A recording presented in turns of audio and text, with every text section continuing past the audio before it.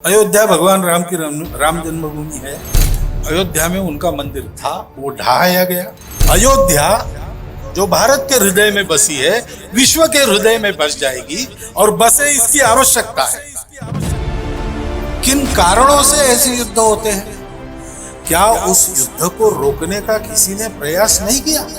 हम तो इस आंदोलन के सहभागी संगठन के नाते राम जन्मभूमि पर भव्य राम मंदिर शीघ्रातिशीघ्र चाहते हैं। अयोध्या और भगवान राम ये भारत के मानव बिंदुओं में से पहला है। पंडित भीमसेन जोशी भजन में कहते हैं, अयोध्या है भक्त के मस्तक, भक्त की मस्तक तिलक रेखा।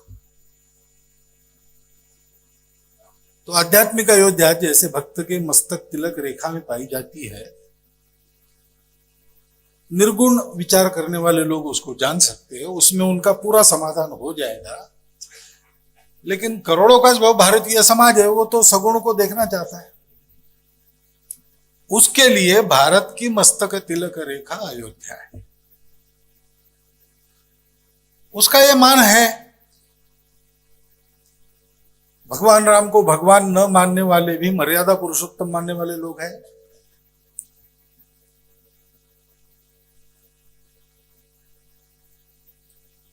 इमाम हिंद उनको कविताओं में कहा गया है। और इसलिए लोहिया जी ने भी कहा था कि राम कृष्ण शिव ये तीन हस्तियां वो हो गई कि नहीं होगी, ये विवाद व्यर्थ है। इन तीनों ने भारत को पूर्व पश्चिम, उत्तर दक्षिण और सर्वांग में जोड़ा है। और इसलिए उनका मान है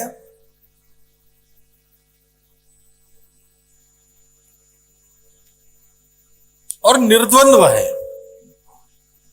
अयोध्या का जिसको जीता नहीं जा सकता ये करता है। वैसे जहां युद्ध नहीं किया जाता ऐसी भूमि ये भी है।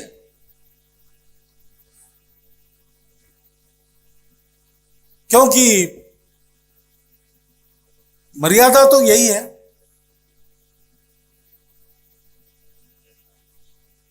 और इसलिए भगवान राम के चरित्र में भी जहां जहां युद्ध का भी प्रसंग है तो उसके पहले युद्ध टालने के पूरे प्रयास उन्होंने किए। अंत में अंगद को भेजा है अयोध्या के सामने खड़े होने के बाद।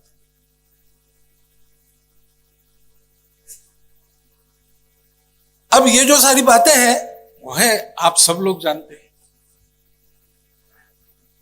पुस्तक को मैंने पढ़ा, दोनों पुस्तकों को पढ़ा। लेखन शैली वगैरह सबके बारे में कोई मुझे बोलने की आवश्यकता नहीं, बोला भी गया। और यहां उनको जानने वाले, उस शैली को जानने वाले बहुत से लोग बैठे। और ये भी बात सही है कि ये एक तरह से स्वतंत्रता के बाद अयोध्या में भगवान राम की प्रतिष्ठा के विषय में जो जो हुआ पक्ष में विपक्ष में, उसको निरपेक्ष भाव से अंकित करने वाला एक तरह से क्रॉनिकल है। बहुत प्रामाणिक दस्तावेज है और ये कर रहा है। हो सकता है अब ये चश्मदीद वाली बात है, यानी मैंने देखा, हो सकता है एक आध बार दिखता भी कुछ है होता कुछ है, ऐसा हो सकता है।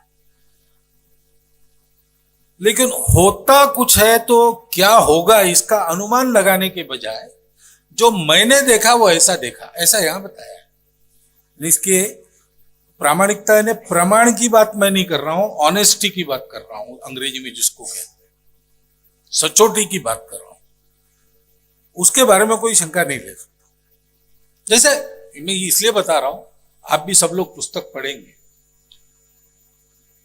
तो पूजनीय गुरुजी जब मूर्तियां रखी गई तब जौनपुर आए थे, पास में ही थे, ऐसा एक उल्लेख वहां है।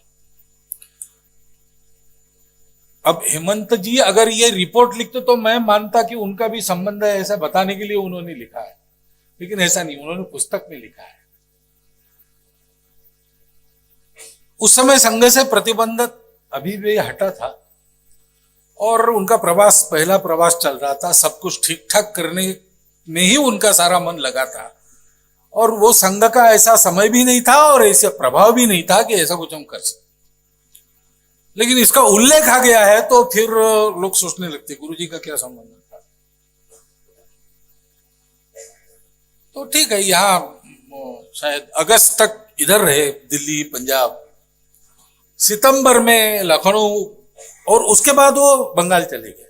वो उल्लेख देखकर मैंने हमारा अभिलेखागार खंगाला, श्री गुरुजी का जीवन पट निकाला पूरा, और देख के फिर मैंने बताया आपको। तो देखा है, यानी ये सही है कि इधर गुरुजी उस समय थे। दिखने में तो यही दिखता है और दिखने में हम दोनों बातें कह सकते हैं कि देखो वहीं पर थे, ये भी कह सकते हैं, क्योंकि क्या होगा इसके पीछे ये तो अनुमान की बात है ना, जब तक प्रत्यक्ष प्रमाण। लेकिन इन दोनों पुस्तकों में ये भाव बिल्कुल नहीं है, वो बिल्कुल साक्षी भाव से जैसा दिखा वैसा लिख रहे।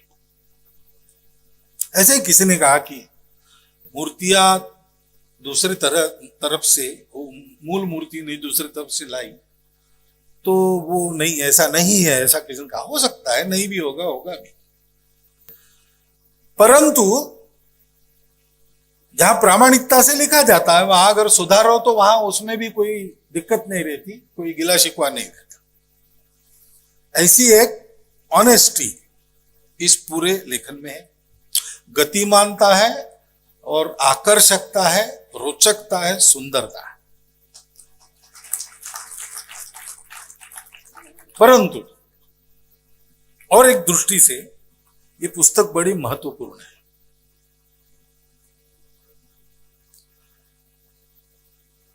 पढ़ते समय मुझे याद आया, गोविंद देवगिरी महाराज महाभारत की भी कथा कहते हैं। तो कथा का प्रारंभ उस प्रसंग से होता है। मैं रामायण में महाभारत ला रहा हूं क्योंकि उस रामायण में यहां महाभारत आ गया, यहां है ना सभागृह में, अपने देश में। तो जन्मेजय पूछता है, सर्प सत्र को थामने के बाद आस्तिक ऋषि के मध्यस्थी से वो रुक जाता है, व्यास महर्षि आते हैं। तो वो व्यास ऋषि को कहता है कि आप मुझे हमारे पूर्वजों की कथा बताओ। मैंने कौरव और पांडव, कुरु वंश के ये जो दोनों लोग थे, ये बड़े गुणवान, सामर्थ्यवान, नीति संपन्न लोग थे। मैंने सुना है कि उनके बीच में महाभयंकर संहारक युद्ध हुआ। ये क्यों हुआ? किन कारणों से ऐसे युद्ध होते हैं? क्या उस युद्ध को रोकने का किसी ने प्रयास नहीं किया? अगर किया तो उसके विफलता के क्या कारण है?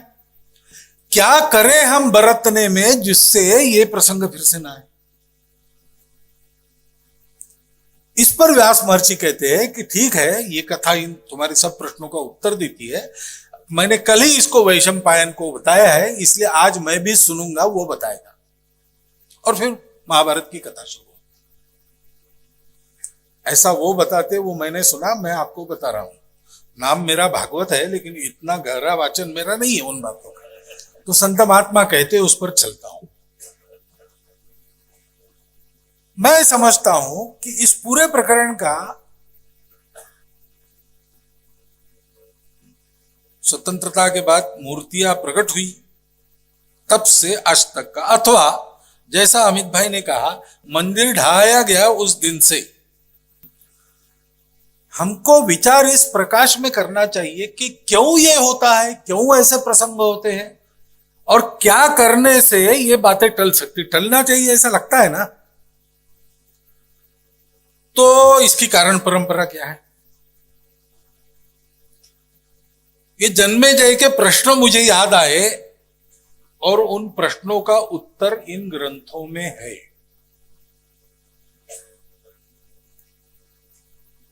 लेखक ने अपनी दृष्टि से लिखा है, उन उत्तरों से आप सहमत हो न हो, आप अपने उत्तर ढूंढ सकते हो। मुझे तो वो उत्तर ठीक लगते।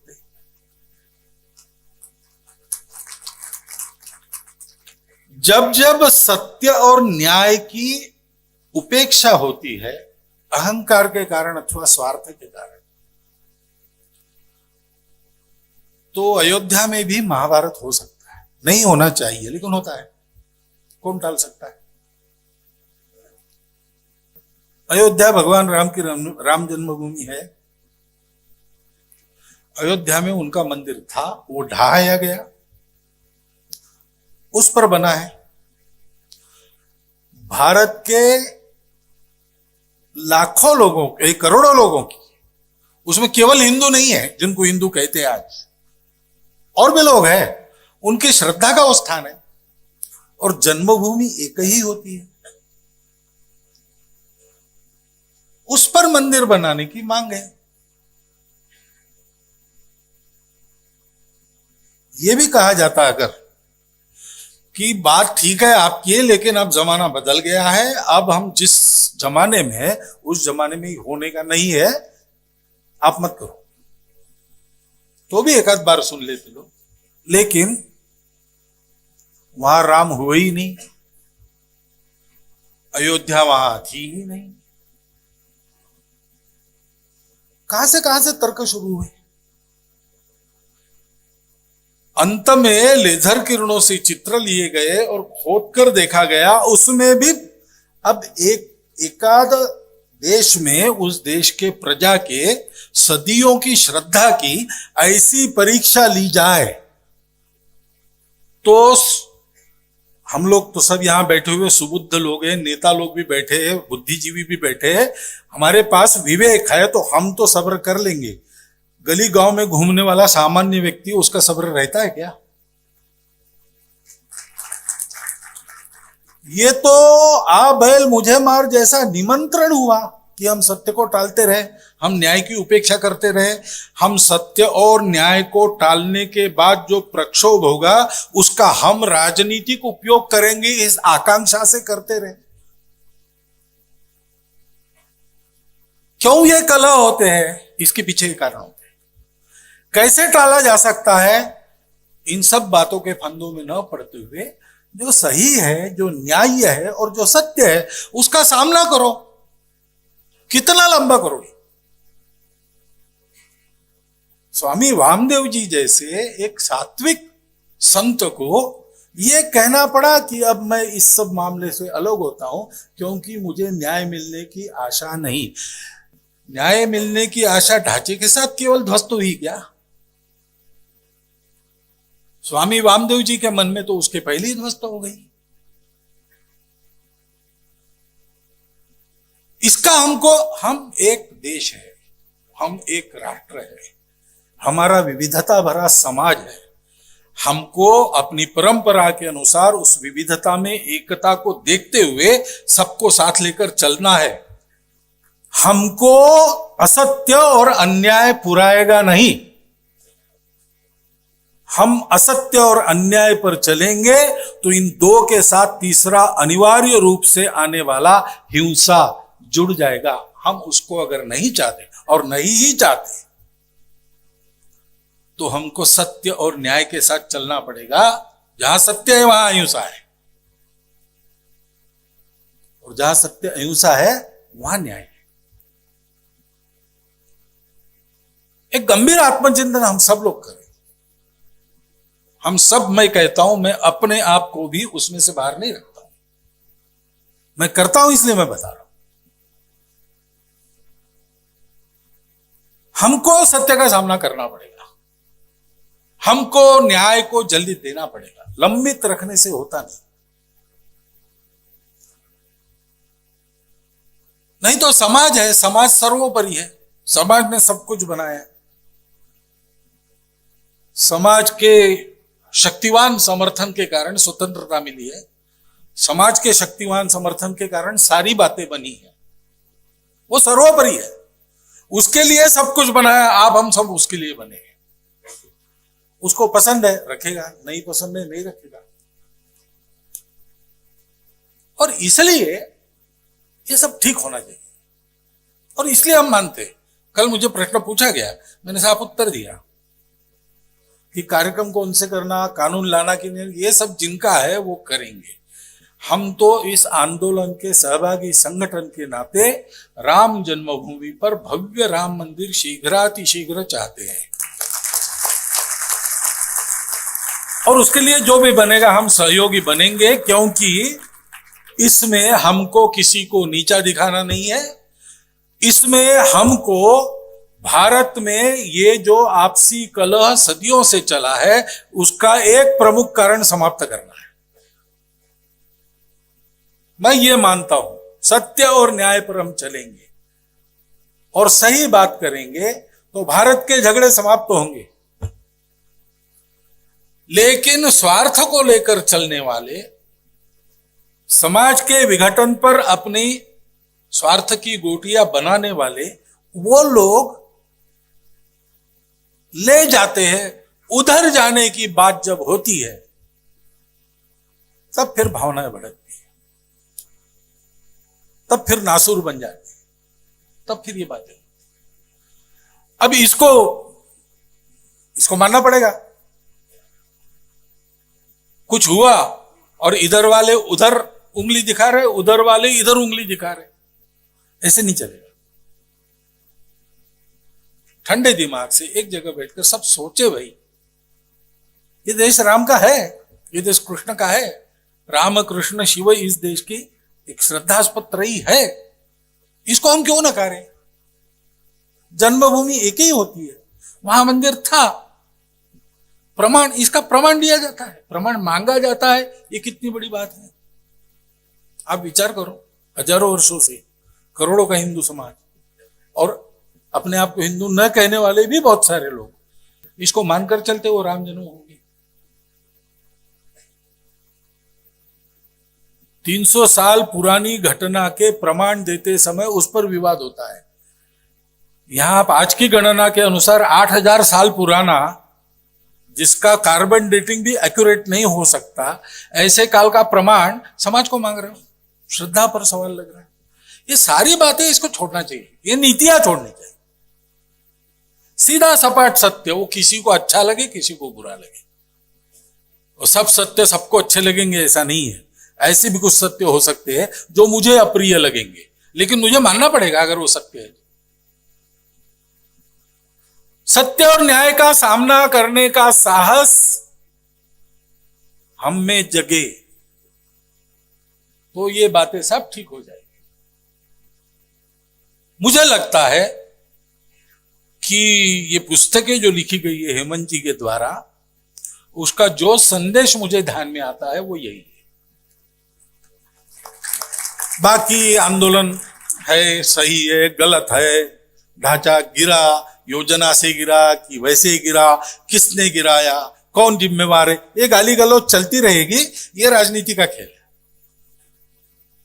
ये राजनीति का खेल। सामान्य समाज नीचे वो दोस्ती से चल रहा है, उसको उबाड़ कर अलग करने का सीजन आता है तब ये सब खेल शुरू होते हैं। अब धीरे धीरे वो भी इस चाल को समझ रहा है, परंतु इन सब बातों में अगर हम सत्य और न्याय लेकर चलेंगे तो मिलकर अपना जो श्रेष्ठ जीवन खड़ा होगा। अयोध्या जो भारत के हृदय में बसी है, विश्व के हृदय में बस जाएगी, और बसे इसकी आवश्यकता है, वो हमारा कर्तव्य है। उस कर्तव्य के लिए हमको तैयार होना है। तो तैयारी का एक भाग ये है कि हम मिलकर सोचे, सहमति से सत्य ढूंढे, और जो सत्य है, सहमति ही सत्य होती है ऐसा भी नहीं है, अनुभूति होती है, और अनुभूति उनकी प्रमाण होती है, ऑनेस्ट होती है, जिनका कोई वेस्टेड इंटरेस्ट नहीं है। भारत का सामान्य रास्ते पर घूमने, गांव गली में, खेत में रहने वाला आदमी, उसका क्या स्वार्थ है भाई? उसकी अनुभूति है, श्रद्धा की अनुभूति, उसको मानकर चले, उसके लिए सब बना है, उसके करने से सब होने वाला है। और इसलिए इन बातों में हम एक बैलेंस्ड व्यू लेकर जो प्रबोधन करना है, प्रशिक्षण करना है, वो करें। उचित अनुचित की जरूर चर्चा करें, अपने मत के अनुसार करें, लेकिन अपना मत अपने स्वार्थ के हिसाब से न हो, अपना मत अपनी संकीर्ण कट्टरता के हिसाब से न हो, अपना मत इस समाज का, इस देश का, इस राष्ट्र का, इसके परंपरा का, इसके संस्कृति का, और उस संस्कृति और परंपरा का आदेश है संपूर्ण विश्व के कल्याण का, स्थिर भाव मन में लेकर हो, तो ये बातें नहीं होगी, ऐसा मुझे लगता है। अत्यंत अंतर्मुख कर सकने वाला ये चक्षुर्वै सत्यम घटनाक्रम हेमंत जी ने अपने प्रभावी शैली में और लिखकर प्रकाशित किया है हम सब लोगों में। मेरी प्रार्थना है कि हम सब लोग उसको पढ़े और अंतर्मुख होकर उसके बारे में सोचे और जल्दी ही सत्य और न्याय की ओर बढ़े, तो भारत माता की जय और विश्व मानवता की जय होने में देर नहीं लगेगी। धन्यवाद।